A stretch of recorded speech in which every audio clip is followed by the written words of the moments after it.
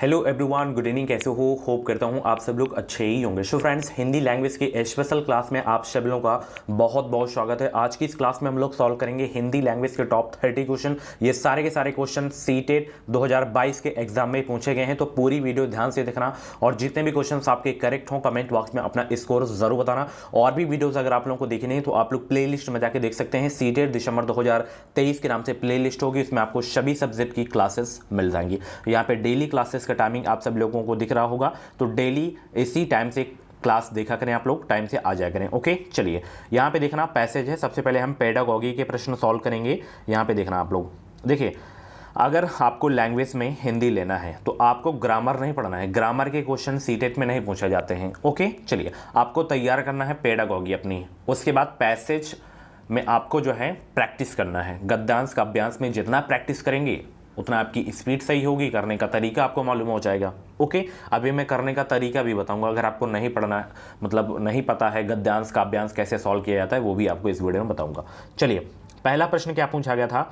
सुधा अपनी कक्षा में पाठ्य सामग्री में आई व्याकरण और शब्द संपदा की व्याख्या करने के लिए विद्यार्थियों के घर की भाषा या मुख्य भाषा का प्रयोग करती हैं। बाद में वह उन्हें उनका अनुवाद करने में मदद करती हैं। सुधा अपने विद्यार्थियों को अंग्रेजी सीखने में किस विधि का अनुसरण कर रही हैं? संरचनात्मक विधि या संप्रेषणात्मक भाषा शिक्षण या व्याकरण अनुवाद विधि या प्रत्यक्ष विधि? राइट आंसर क्या होगा? जवाब देने का प्रयास करेंगे। अभी हम गद्यांश काव्यांश के भी प्रश्न को सॉल्व करेंगे। सुधा अपनी कक्षा में जो है पाठ्य सामग्री में आई व्याकरण और शब्द संपदा की व्याख्या करने के लिए विद्यार्थियों के घर की भाषा या मुख्य भाषा का प्रयोग करती हैं। बाद में वह उन्हें उनका अनुवाद करने में मदद करती हैं। सुधा अपने विद्यार्थियों को अंग्रेजी सीखने में किस विधि का अनुसरण कर रही हैं? तो वो कर रही हैं व्याकरण अनुवाद विधि का प्रयोग। यहाँ पे तीसरा आपका बिल्कुल करेक्ट हो जाएगा। अगला प्रश्न आपकी स्क्रीन पे आ गया है। ये सारे के सारे क्वेश्चन आपको अच्छे से प्रैक्टिस करना है, ठीक है। जितना प्रैक्टिस करेंगे प्रीवियस क्वेश्चन उतना आपका सही हो जाएगा। ओके, चलिए, क्यूमिन्स के अनुसार सामाजिक भाषा को और किस भाषा के नाम से जाना जाता है? खेल के मैदान की भाषा, कक्षा कक्ष की भाषा या भाषा प्रयोगशाला या समाचार वाचन कक्षा की भाषा? बताइए। क्यूमिन्स के अनुसार जो है सामाजिक भाषा को और किस भाषा के नाम से जाना जाता है? तो इसको जो है खेल के मैदान की भाषा के नाम से जाना जाता है। यहाँ पे आपका पहला वाला बिल्कुल करेक्ट आंसर हो जाएगा। अगला प्रश्न यहाँ पे देख सकते हैं। स्वनिम जागरूकता इस बात की समझ है कि भाषा में स्वनिम होते हैं। यह भाषा की ध्वनि को जो है पहचाना जा सकता है, पृथक किया जा सकता है, स्थिति अनुसार ढाला जा सकता है, या जो है भाषा की ध्वनियों को याद करने की आवश्यकता है, या भाषा की ध्वनियाँ पहचानी नहीं जा सकती और ना ही स्थिति अनुसार ढाली जा सकती हैं। तो 108 का राइट आंसर क्या होगा? जवाब देने का प्रयास करेंगे। सभी को गुड इवनिंग, सभी को गुड इवनिंग। यहाँ पे 108 का जो सही होगा आपका दूसरा वाला सही हो जाएगा, ठीक है। चलिए, बहुत अच्छे। अगला प्रश्न यहाँ पे देखना। रेखा अपने विद्यार्थियों को जो है आरंभ, मध्य और अंत की ध्वनियों को पृथक पृथक कर पहचानने में मदद कर रही हैं। इस तरह से वह उनके किस पहलू को मजबूत कर रही हैं? बताइए।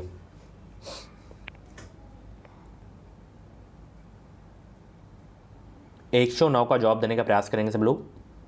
जी, आज दोपहर में क्लास नहीं हुई है। एक्चुअली फीवर कुछ ज़्यादा ही आ गया था आज, इस वजह से क्लास आपकी नहीं हो पाई है। देखिए, टॉपिक वाइज की जो क्लासेस होंगी आपकी वो स्टार्ट हो जाएंगी दिवाली के बाद, ठीक है।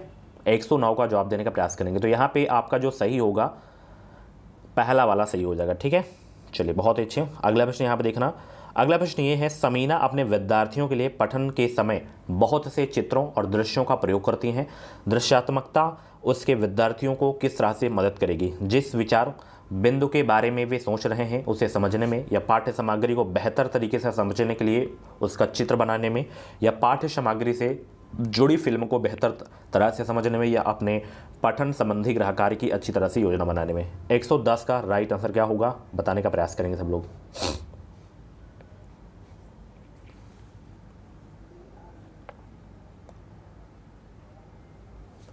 यहाँ पे 110 का जो आपका आंसर सही होगा ये वाला, कि पाठ्य सामग्री को बेहतर तरीके से समझने के लिए उसका चित्र बनाने में। ओके, बहुत अच्छे।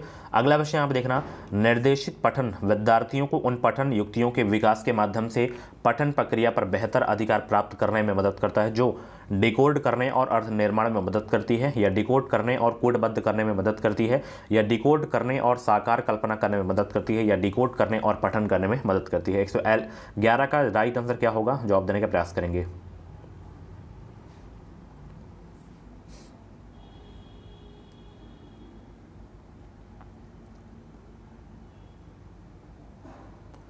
यहाँ पे आपका आंसर सही होगा, डिकोड करने और अर्थ निर्माण में मदद करती है। ओके, चलिए बहुत अच्छे।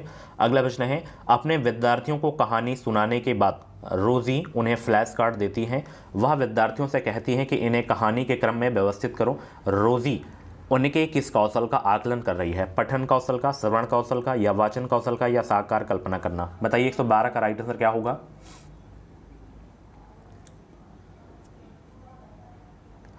और जितने लोग नए हैं सब्सक्राइब जरूर कर लेंगे। हमारे चैनल से आपको निश्चित ही मदद मिलेगी। जो भी सीटेट की अपडेट आएगी, यूपी टेट की अपडेट आएगी, यानी कि टीचिंग के कोई भी अपडेट आएगी जो आपके काम की रहेगी, वो आपको सबसे पहले हमारे चैनल के माध्यम से ही देखने को मिलेगी, और कभी भी फेक अपडेट आपको हमारे चैनल के द्वारा नहीं देखने को मिलेगी।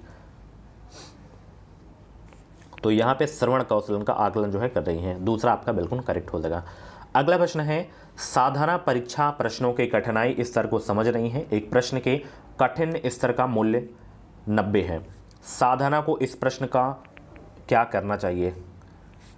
इस प्रश्न को परीक्षा प्रश्न पत्र में रखना चाहिए, या इस प्रश्न पत्र को जो है परीक्षा प्रश्न में नहीं रखना चाहिए, या प्रश्न सामान्यतः परीक्षा के लिए कठिन है, या प्रश्न परीक्षा के लिए एक अच्छा प्रश्न है? राइट आंसर क्या होगा, 113 का जवाब दीजिए।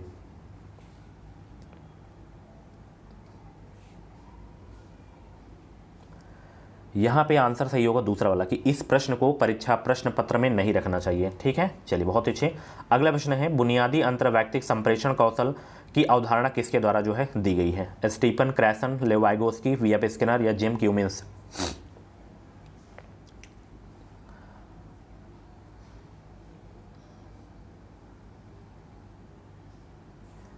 तो ये दिया गया था जिम्स क्यूमिंस के द्वारा। 114 का यहाँ पे आपका डी वाला सही हो जाएगा, चौथा। चलिए, गुरजीत अपने विद्यार्थियों को सामाजिक कौशल और सामाजिक भाषा सिखाना चाहती है। इसके लिए कौन सी युक्ति सर्वोत्तम होगी? ड्रामा, खेल, रोल प्ले, वाद विवाद?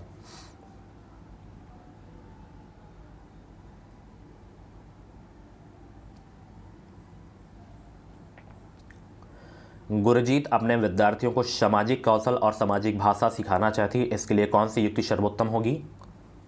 रोल प्ले आपका हो जाएगा, तीसरा। चलिए बहुत अच्छे।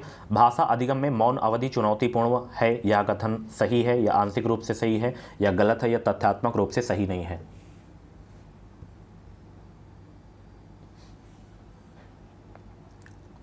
भाषा अधिगम में मौन अवधि चुनौतीपूर्ण है, यह कथन बिल्कुल सही है। यहाँ पे आपका पहला वाला आंसर सही हो जाएगा। अगला प्रश्न है, निम्नलिखित में से जो है बुनियादी अंतर्वैयक्तिक संप्रेषण कौशल और संज्ञानात्मक अकादमिक भाषा निपुणता के बारे में क्या सही है? बताइए क्या सही है। राइट आंसर क्या होगा, जवाब देने का प्रयास करेंगे। 117 का जवाब दीजिए सभी लोग।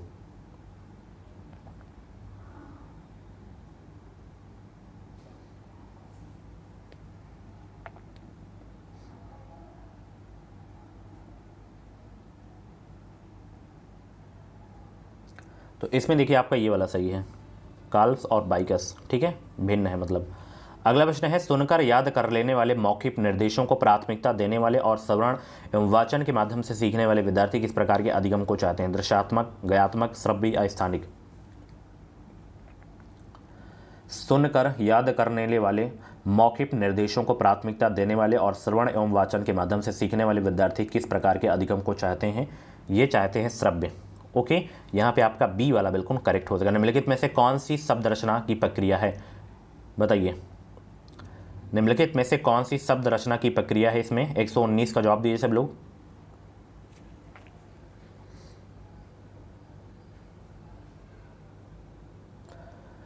तो यहाँ पे जो शब्द रचना की प्रक्रिया है चारों हैं, गढ़न, उद्ग्रत, संयोजन और मिलाना।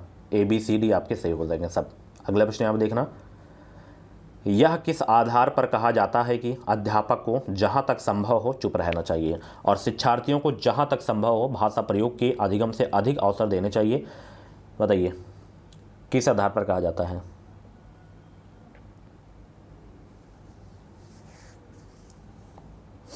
यहाँ पे कहा जाता है मौन विधि के द्वारा। 120 का तीसरा आपका बिल्कुल करेक्ट हो जाएगा।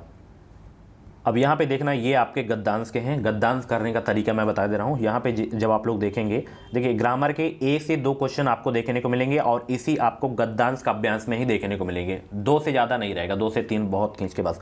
तो ग्रामर पे आपको फोकस नहीं करना है, आपको प्रैक्टिस करना है गद्यांश काव्यांश पे, प्रीवियस क्वेश्चन लगाना है, ठीक है। अगर सॉल्व करना आपको आता है तो फिर आपको इसमें भी ज़्यादा समय नहीं देना है, ना ही गद्यांश में ना ही काव्यांश में, क्योंकि गद्यांश रिपीट हो जाएगा तो हो जाएगा, बट रिपीट जल्दी नहीं होता है पैसेज वगैरह। तो बस इसमें करने का तरीका पता होना चाहिए, बस कोई फार्मूला तो लगाना नहीं कि ये फार्मूला मुझे याद करना है। बस सबसे पहले जैसे देखिए यहाँ पे प्रश्न दिया गया है कि जल स्रोतों को विषैला बनाने का प्रमुख कारण है। यहाँ पे पढ़ लिए आप लोग प्रश्न कि जल स्रोतों को विषैला बनाने का प्रमुख कारण क्या है? कल कारखानों से निकलने वाले अपशिष्ट जल या द्रव्य, या उद्योगों से निकलने वाला धुआं, उद्योगों से निकलने वाली ध्वनियाँ, उद्योगों से निकलने वाले मजदूर। तो यहाँ पे आपको इसमें तुरंत आपको आंसर नहीं टिक कर देना है अपने से कि हाँ ये सही हो जाएगा। आपको देखना है गद्यांश में इसका उत्तर कि जल स्रोतों को विषैला बनाने का जो प्रमुख कारण है वो क्या है। तो यहाँ पे आप लोग देखेंगे, यदि इसके कारणों पर विचार करें तो मुख्य कारण औद्योगिकरण की निरंतर बढ़ती प्रवृत्ति और भिन्न प्रकार के आणविक परीक्षणों का दुखद परिणाम माना जा सकता है। तो यहाँ पे जल स्रोतों को विषैला बनाने का जो प्रमुख कारण हो जाएगा कल कारखानों से निकलने वाले अपशिष्ट जल द्रव्य। 91 का ए आपका बिल्कुल करेक्ट हो जाएगा, ठीक है। चलिए, वायु में ऑक्सीजन की मात्रा को प्रभावित करने वाले जो प्रमुख कारक हैं डियर, यहाँ पे आप लोग देखेंगे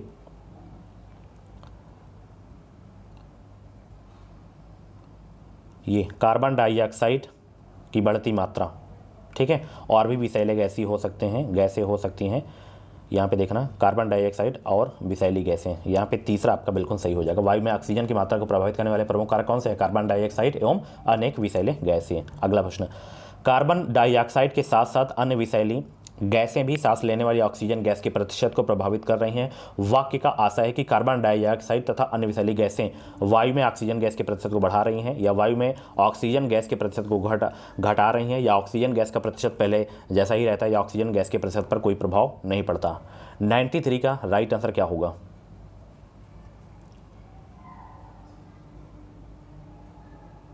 यहाँ पे आप लोग देखेंगे, यहाँ पे आपको आंसर मिल जाएगा।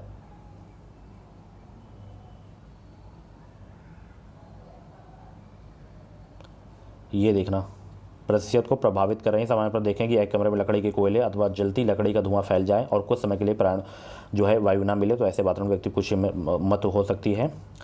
यहाँ पे आपका कम हो जाएगा, ठीक है। ये वाला कि ऑक्सीजन गैस का प्रतिशत पहले जैसा ही रहता है, सॉरी ये वाला कि वायु में ऑक्सीजन गैस के प्रतिशत को घटा रही है। चलिए, बहुत अच्छे।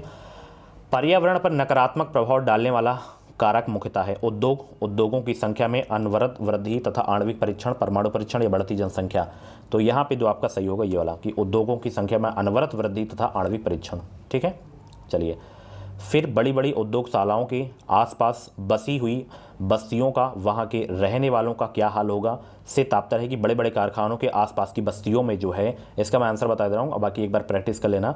यहाँ पे सही हो जाएगा ये वाला कि लोगों पर प्रदूषित पर्यावरण का बुरा प्रभाव पड़ना, ठीक है। चलिए, यदि कुछ समय के लिए प्राण वायु न मिले तो व्यक्ति कुछ ही समय में जो है मृत्यु हो सकती है उसकी। वाक्य में रेखांकित पद के स्थान पर प्रयुक्त कर सकते हैं वायु, शीतल वायु, ऑक्सीजन या कार्बन डाइऑक्साइड।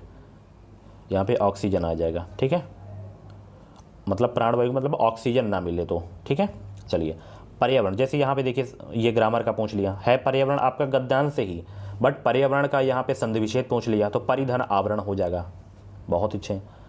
ये दुखद परिणाम में रेखांकी पद विशेषण में संज्ञा शब्द बनेगा, दुखद का दुख हो जाएगा ये वाला। समूह से भिन्न शब्द कौन सा है? बड़ी बड़ी, साथ साथ, पास पास, ये आपके आस पास आपका इसमें अलग हो जाएगा, ठीक है। चलिए, क्योंकि ये सब सेम ही है वो आपका अलग हो जाएगा। अब ये काव्यांश यानी कि कविता एक है, इसके भी उत्तर आपको प्रश्न आपको पढ़ लेने हैं, फिर आपको उत्तर सर्च कर लेना है कि इस कविता में किसे संबोधित किया जा रहा है। तो यहाँ पे जब आप लोग कविता पढ़ेंगे फिर आपको पता चलेगा कि किसे संबोधित किया जा रहा है। आते ही उपकार याद, हे माता तेरा हो जाता मन मुग्ध भक्ति भावों का प्रेरा, तू पूजा के योग कृति तेरी, हम गावे मन तो होता तुझे उठाकर शीश चढ़ावें, वह शक्ति कहाँ क्या करें क्या हमको लज्जा ना हो, हम मृत भूमि केवल तुझे शीश झुका सकते हैं। तो यहाँ पे जो है धरती को संबोधित किया जा रहा है, किसको, धरती को। 100 का जो है आपका यहाँ पे ये वाला आपका जो आंसर होगा सही वाला मातृभूमि हो जाएगा, ठीक है। अगर मातृभूमि ना होता तो धरती आपका सही हो जाता। बहुत ही अच्छे। अगला प्रश्न है, कवि को जो है किस बात का दुख है। तो कवि को, जब आप लोग इस कविता को अच्छे से पढ़ेंगे तब आपको पता चलेगा कि कवि को किसका दुख है। तो कवि को जो दुख है अपनी मातृभूमि का सिर ऊंचा ना कर सके, इस पर दुख है। कविता में किस स्थिति की ओर संकेत किया गया है। कीर्ति गायन की ओर संकेत किया गया है।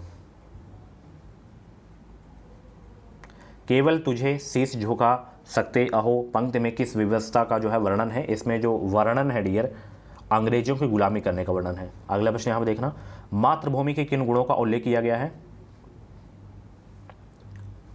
पूजनीय उपकार करने वाली का गुणों का जो है उल्लेख किया गया है। अगला प्रश्न यहाँ पर देखना, कृति का समानार्थी शब्द क्या है। कृति का यस हो जाएगा, ठीक है। सो फ्रेंड्स, ये थी आज की हिंदी की क्लास। कैसी लगी क्लास कमेंट बॉक्स में अपना फीडबैक जरूर देना। बाकी कल से जो आपकी क्लासेस होंगी वो बहुत ही ज़बरदस्त होगी। आज एक्चुअली हेल्थ मेरा नहीं सही है, जुकाम भी है, फीवर भी है, ठीक है, बहुत ज़्यादा है, तो इस वजह से अच्छी ज़्यादा क्लास नहीं हुई है मुझे लग रहा है। बाकी आप लोगों को कैसा लगा क्लास कमेंट बॉक्स में जरूर बताना। चलिए मिलते हैं अगली क्लास में। Thank you so much, bye bye, take care.